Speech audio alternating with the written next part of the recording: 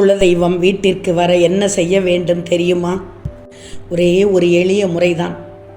ஒரு வெற்றிலை எடுத்து, பூசு மஞ்சள் ஒன்று எடுத்து, கொஞ்சம் பச்சை கற்பூரம் வைத்து வெற்றிலையை சுருட்டணும்.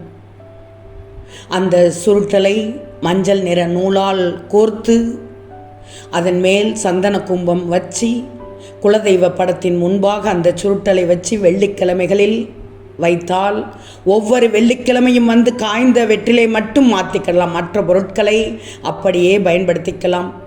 பச்சை கற்பூரம் கரையும் போது மட்டும் வேற மாற்றினா போதும். குலதெய்வம் தெரியாதவர்கள், குலதெய்வம் படம் இல்லாதவர்கள் ஒரு செம்பில் தண்ணீர் வைத்து அதில் பூவும் மஞ்சளும் போட்டு அதன் முன்பாக இந்த சுருட்டலை வைத்து வணங்கினால் உனது குலதெய்வம் குடியேறி உனக்கு அருள் புரிவார்கள். குலதெய்வம் வழிபாடு 7 தலைமுறைகளை காக்கும்.